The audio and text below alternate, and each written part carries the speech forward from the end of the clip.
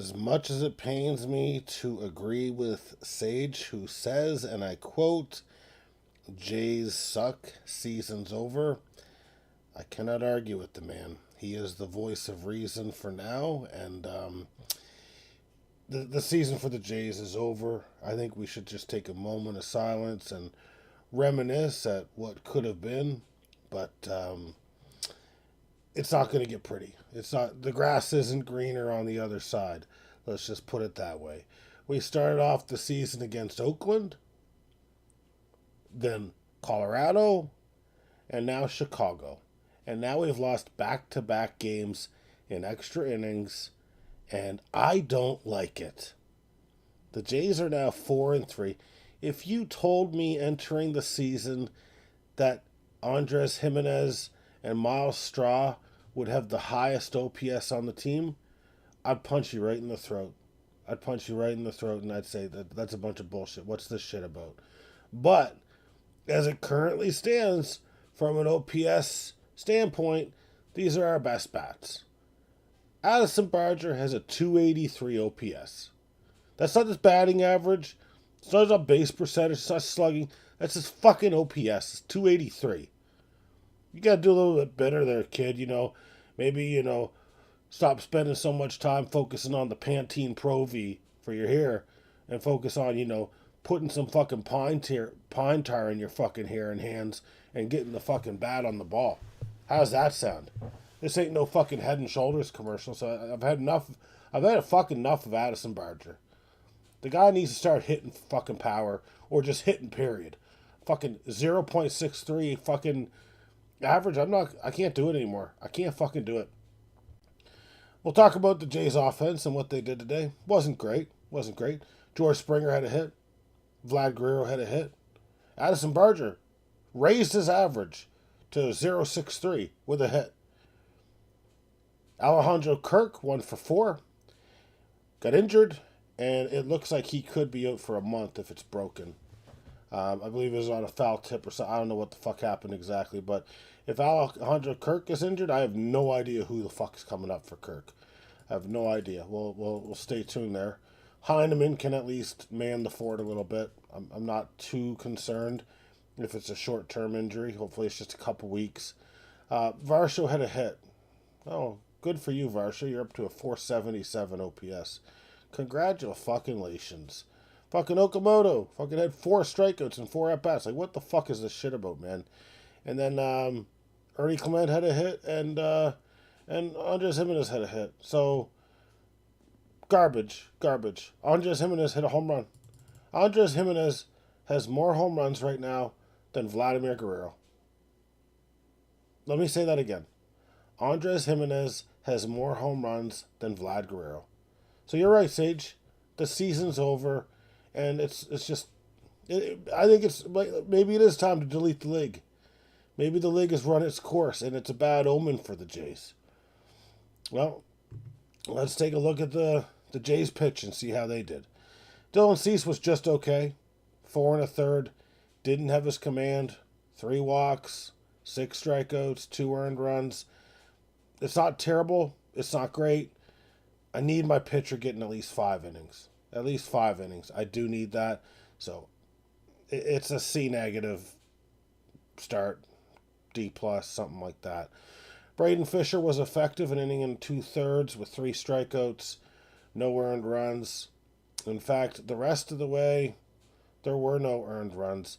Jeff Hoffman got got a blown safe because of the stupid rule they have with runners at second, but he only registered 2 outs and did allow 2 hits. So it was not a great performance for Jeff Hoffman. I have no problem with going with him there. I do think eventually we need to pivot off him as closer. I think we need to pivot off him as closer, and I'm going to say that. Brendan Little continues to lower his ERA. Did you know that Brendan Little is now at an 18.90 ERA?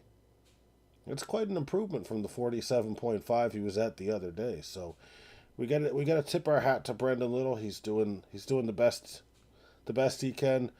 Brendan Little, you know who he is? Brendan Little's a sweet boy.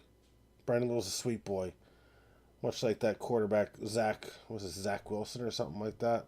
He's a sweet boy.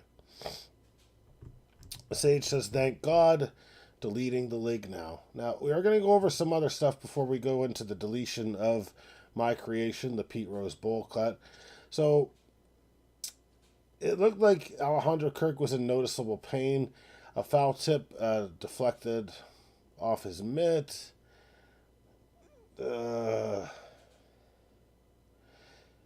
Was not interested in staying in. If there's a break, he'll miss at least a month. And so it looks like actually Brandon Valenzuela would be coming up. I believe we traded that guy. Who is that guy we traded away? I think this was a San Diego trade that we made. His dad was that elite. Billy Wagner's son. Was it Will Wagner? So that's who we got in the Will Wagner trade. So he would be coming up to back up. And from what I understand, he's not bad defensively. So we wouldn't be in trouble. But I can tell you, if things continue the way they are, like, I'm not pushing the panic button over 4-3. Even though you've played shitty competition, you can't really push the panic button. You're over 500, right? I will start pulling the pushing the panic button though if I don't know, if the injuries start happening. Right now we've got 4 guys in our rotation injured. That's substantial. If we start having guys blow out their arms with Tommy John, like if Kevin Gossman or Dylan Cease, God forbid, blow out their fucking arm, the season's going to be over real quick. So we need to get healthy. That is our big thing, is to get healthy. And if not, that's how seasons are lost in any sport. Now we're going to pivot to football. It looks like the Raiders hosted Najee Harris for a visit earlier today. He would be a decent backup option. I don't think he's great. I think you can get something better in the 7th round, if I'm being honest with you. So I don't really think you really need it. Sticking with football, the Jacksonville Jaguars signed Travon Walker to a 4-year, $110 million extension. That keeps him across from Josh Hines-Allen through 2028, and he will remain with the Jaguars through 2020. Last year was not a great year statistically for Travon Walker. 3.5 sacks, 42 pressures. Although his pressure rate, 13%, was the highest that it's ever been in his career. Started 12 games, played in 14 games. The previous 2 years, he had 10 and 10.5 sacks, respectively. So I see why they're signing him. He's obviously proven to be a pretty good edge. So still pretty young, 25 as well. So there's definitely room for improvement. And finally, we need to talk about the GOAT. We need to talk about Connor Griffin, and just what a remarkable young kid this is from Mississippi. He had a walk and a hit today. His double came off the bat at 106 miles per hour. This guy is a future Hall of Famer. You know, if he only plays fucking 5 years in the league, he'll be a Hall of Famer. That's how good this guy is. You guys should be lining up to trade for him, and I haven't received any phone calls yet for his services. So the joke will be on you. Like, he might even be able to do 1 year and go to Canton. 1 year. That's how good this kid is. So if you guys want him, like Sage sent me a preposterous trade offer today, offering Juan Soto and Garrett Crochet for Connor Griffin. I immediately hung up the phone on him because that is just not enough. I need 5 of those guys coming back just to entertain the thought of trading Connor Griffin. You think I'm just going to let him go for 2 bums? It's not how it's going to work. This isn't a charity service here at the Pete Rose Bowl cut. We don't do fucking charity trades here, Sage. So, respectfully, fuck off. Respectively. I am not a fool, Sage. I just can see into the future. I am a magician, and that's what you don't understand. We've got a little bit of Pete Rose Bowl cut to go over. We've got some good matchups this week. Real good. Before we get to those, though, I need to think about what's going on. Did this happen after? Sage, did I already announce that I picked up Taj Bradley? I think I did. Okay, so there's no new moves. No new moves in the Pete Rose Bowl Cup. I'm currently fighting and scrapping. It's 8-8 with blunt force trauma. They're being a real thorn in my side. But I realized I needed to take out their captain, Kirk, and that's, you see what happened to Kirk. He's not going to be playing again this week, so they need to find a new catcher. Pitch, please, all over your face, tied up 7-7.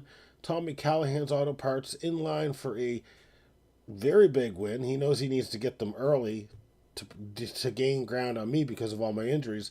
Up 10-5 against 3 up, 3 down. The long ball's up 10-5 against the Nets' awesome team, which we know that's a bit closer of a series than the 10-5. Springfield Isotopes now losing to the Rally Cats 8-7. So that's a grudge match, you know. Winner goes home. But what happens when they both reside at the same home? That's something to think about there. Where does the loser go? Sage, I want you to write that down for Sunday's stream. I need to ask Nathan, what happens in a winner goes home matchup when both residents reside at the same home? Please write that down. Just remind me. Just type in winner goes home on Indie Game Cloud, okay? And that'll trigger my brain to ask the hard-hitting questions to, Springfield Isotopes and the Rally Cats there. But, yeah, slow day at the office here. I'm going to get out of here. We'll be back at it tomorrow. Hopefully the Jays haven't lost another fucking game to the Chicago White Sox. Otherwise, I'm going to lose my fucking mind. Have a good night, guys. Until next time.